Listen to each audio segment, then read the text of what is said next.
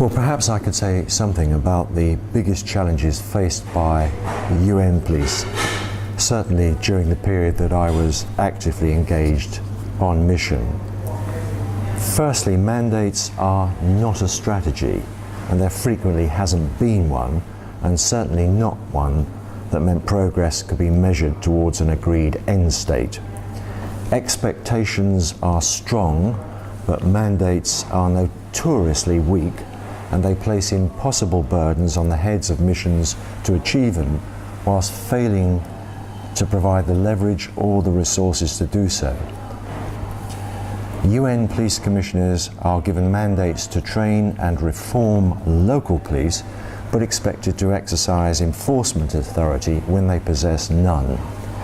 Only in Kosovo and Timor-Leste did they possess that, and in Haiti there was some effective intervention against criminal gangs, but thanks only to the friendship and creative interpretation of his mandate by the military commander.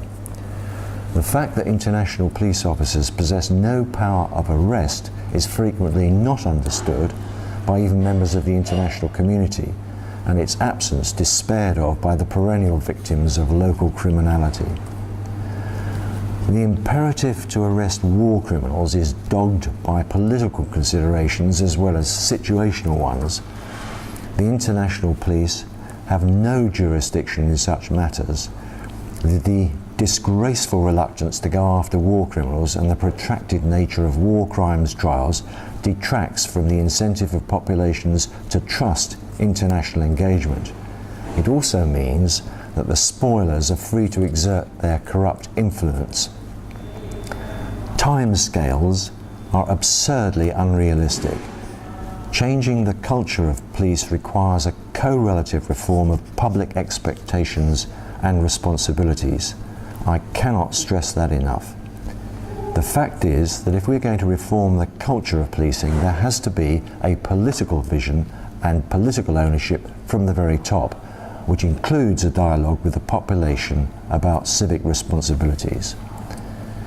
Laws are out of date, courts are weak or inoperative, defence lawyers are cowed, I never thought I would deplore that, detention facilities and prison conditions are ghastly, judges are corrupt or intimidated. I can remember a judge in Bosnia telling me point blank that he refused to try several cases because he expected to be shot whichever way the verdict went. And all those failings detract from an ability to be credible in the eyes of victims and local families. And never sufficiently tackled is blatant sexual discrimination, and because of it, insufficient provision for women to report rape. The reform of the police from day one has been recognised as an imperative, and the historical role of meaningless monitoring of local police has been left behind.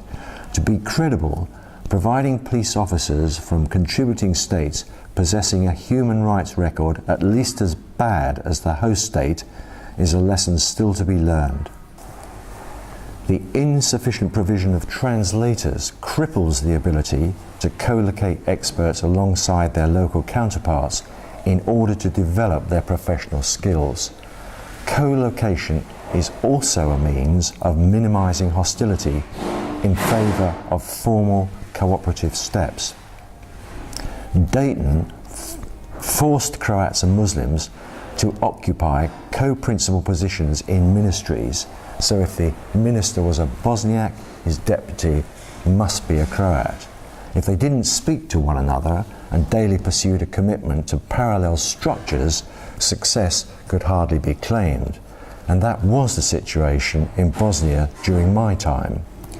We failed to protect progressive local police commanders who, too visibly, for their own good, reaped the promise of post-conflict operational independence.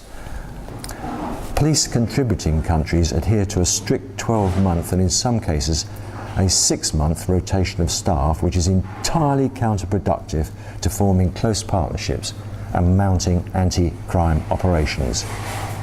In Kosovo, I had a firm within a firm, a a small group of police officers within the Kosovo Police Service, for which I was also the head, who had gone bad and were committing murder and extortion.